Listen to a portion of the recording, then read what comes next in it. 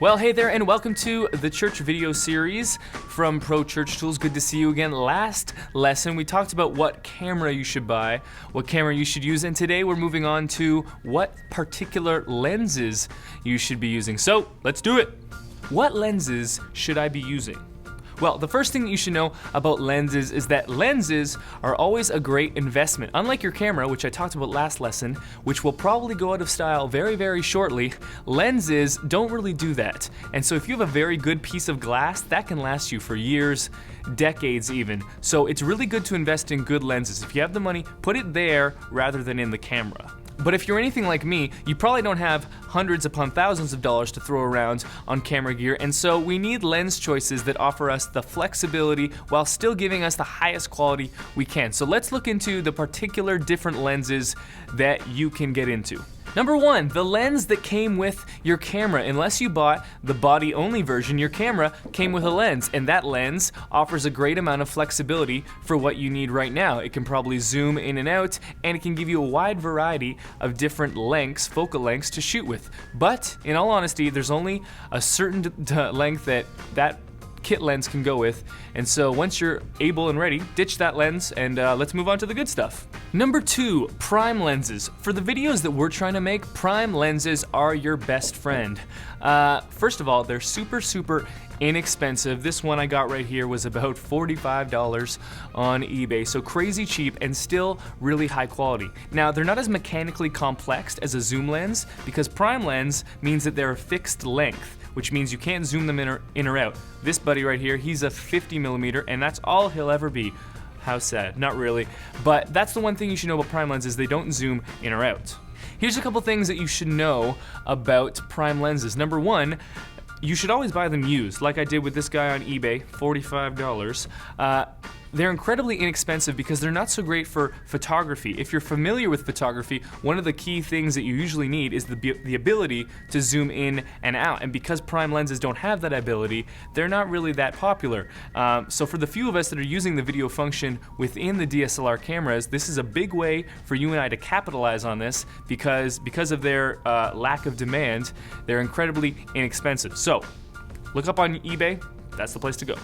Secondly, because as I mentioned, prime lenses can't zoom, you have to manually adjust your body and position to get the right framing that you want. With a zoom lens, you can just stand in one spot, zoom in, zoom out, but that doesn't really teach you the things that you need about framing and positioning, and you can rely too much on technology and not your own skills. Prime lenses force you to develop your own skills. And thirdly, prime lenses are a lot faster.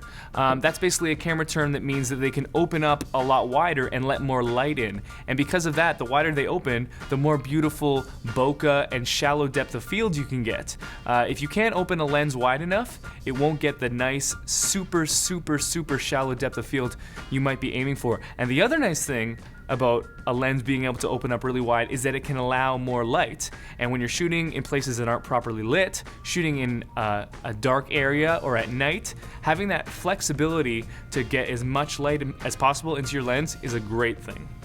And number three, zoom lenses. Now, like I said, zoom lenses are a lot more expensive than primes because they're mechanically complex, because they can shoot at different focal lengths. This one right here is a Takina 11-16 2.8, cost me about $700 compared to my Nikon Nikkor 50mm 1.4, which I just showed you, which cost about $45 online used on eBay. So they're a lot more expensive, but they offer the flexibility, so it's nice to have. Like I said, I do have one. So if you can afford it, go ahead, pick yourself up one. But like I said, you don't need them.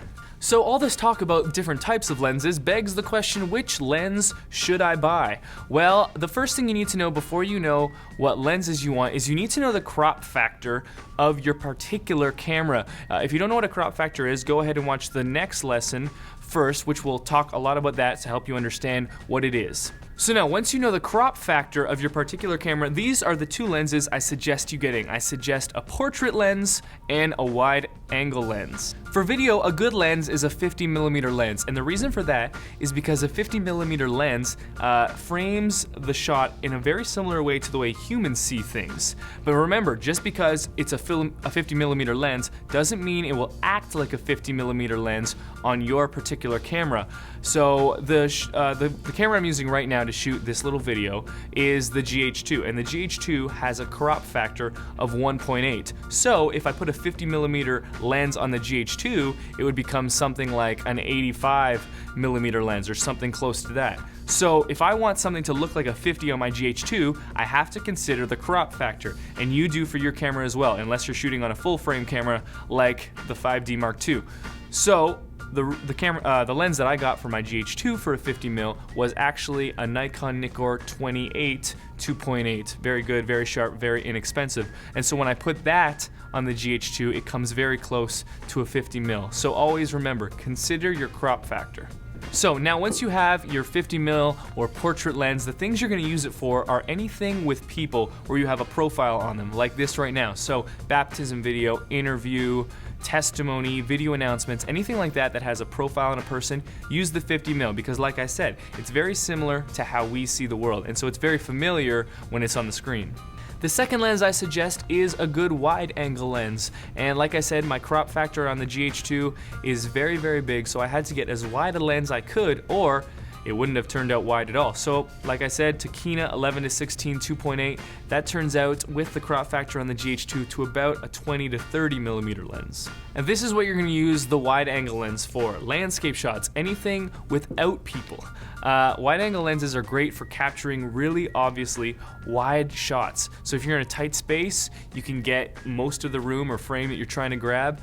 And they're also great for catching cities and anything like that. Also, if you're using a slider or a Steadicam, you're going to want a wide angle lens to eliminate any kind of shakiness and keep it as stable as possible. Being very broad here, very, very, very basic. So wide angle lens for outside cities and nature, and the portrait lens for people.